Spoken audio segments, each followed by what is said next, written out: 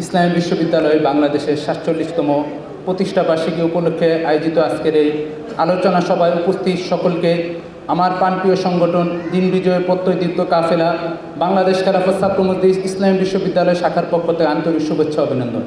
সম্মানিত উপস্থিতি, 1979 সালের 22 নভেম্বর ইসলামী বিশ্ববিদ্যালয় প্রতিষ্ঠা হয়েছিল। ইসলামী বিশ্ববিদ্যালয় প্রতিষ্ঠা হওয়ার সময় যে সকল ব্যক্তিবর্গ ইসলামী বিশ্ববিদ্যালয়ের প্রতিষ্ঠার ক্ষেত্রে অবদান রেখেছে, আজকের এই দিনে আমরা তাদেরকে স্মরণ করছি। জুলাই আগস্ট আন্দোলনে যে সকল ভাইরা শহীদ হয়েছে তাদেরকে স্মরণ করছি। আল্লাহ রাব্বুল আলামিন যেন তাদেরকে শহীদের মর্যাদা দান করেন। সম্মানিত উপস্থিতি, ইসলামী বিশ্ববিদ্যালয় যে লক্ষ্য উদ্দেশ্যকে সামনে রেখে প্রতিষ্ঠা হয়েছিল তা হলো ধর্মীয় শিক্ষা এবং সাধারণ শিক্ষার সমন্বয়। কিন্তু আমরা দেখতে পারতেছি বিশ্ববিদ্যালয়ে ৪৭ বছর অতিবাহিত হওয়া সত্ত্বেও আমরা সেই লক্ষ্য উদ্দেশ্য অর্জন করতে পারিনি।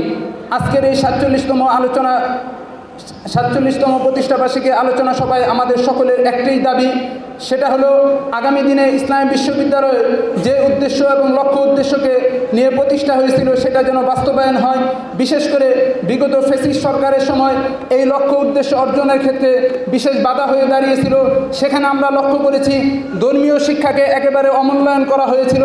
সেখানে জেনারেল ডিপার্টমেন্ট খোলা হয়েছিল কিন্তু কোনো ধর্মীয় কোনো ডিপার্টমেন্ট খোলা হয়নি।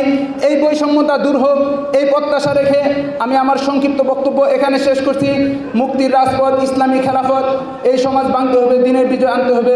তন্ত্রমন্ত্রের দিন শেষ, খেলাফতের বাংলাদেশ। আসসালামু আলাইকুম ওয়া রাহমাতুল্লাহি ওয়া বারাকাতুহু।